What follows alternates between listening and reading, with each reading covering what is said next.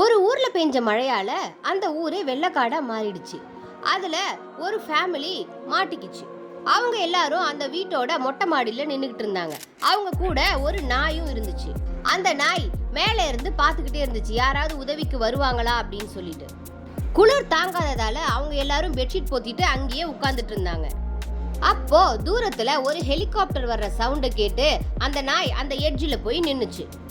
உடனே சத்தமா ஊளையிட ஆரம்பிச்சுது. இதனால ஹெலிகாப்டர்ல இருந்த ரெஸ்கியூ டீம் அதை பார்த்தாங்க.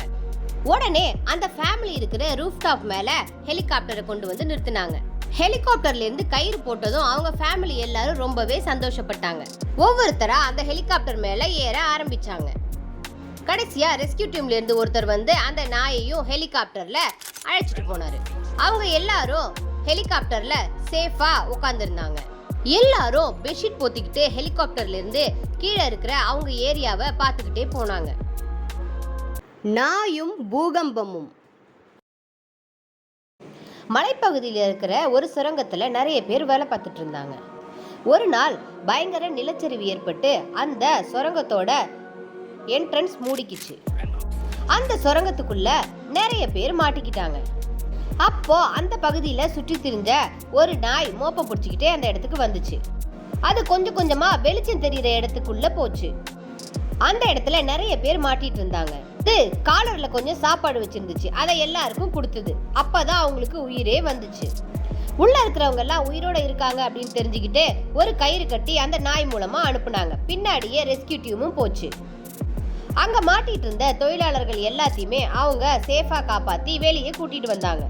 அங்க மாட்டிட்டு இருந்த தொழிலாளர்களோட ஃபேமிலி எல்லாரும் அங்க வந்துட்டாங்க. அவங்கள பார்த்து ரொம்பவே சந்தோஷப்பட்டாங்க. அந்த தொழிலாளியில ஒருத்தர் அந்த நாய்க்கு மாலை போட்டு நன்றி சொன்னாரு.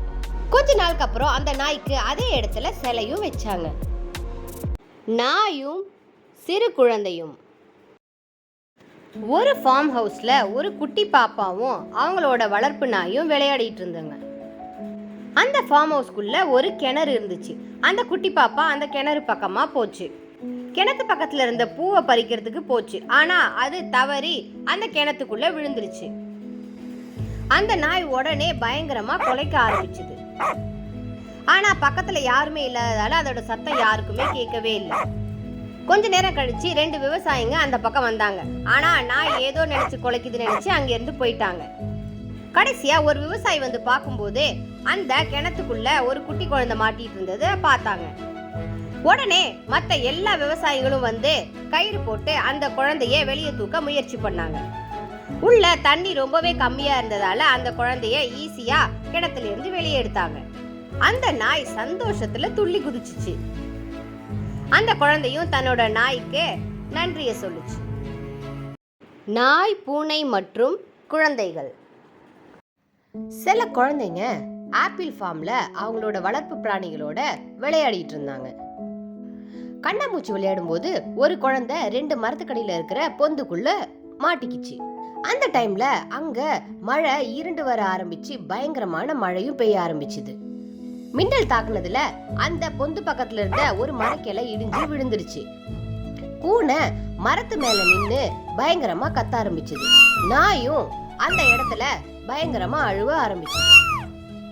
2 மிருகங்களும் மாறி மாறி கத்திக்கிட்டே இருந்துச்சு.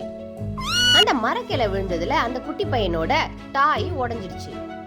அதனால அவன் அழுதுட்டே இருந்தான். அந்த நாய் பக்கத்திலேயே உட்கார்ந்துட்டு இருந்துச்சு. ரொம்ப நேரமா குழந்தை வராததால அந்த கிராமத்துக்காரங்க எல்லாரும் இந்த குழந்தைய தேடி ஆப்பிள் தோட்டத்துக்கு வந்துட்டாங்க. மரத்துக்கடியில மாட்டிருக்க அந்த குழந்தைய கயிறு கட்டி அந்த கிளைய தூக்கி காப்பாத்தினாங்க.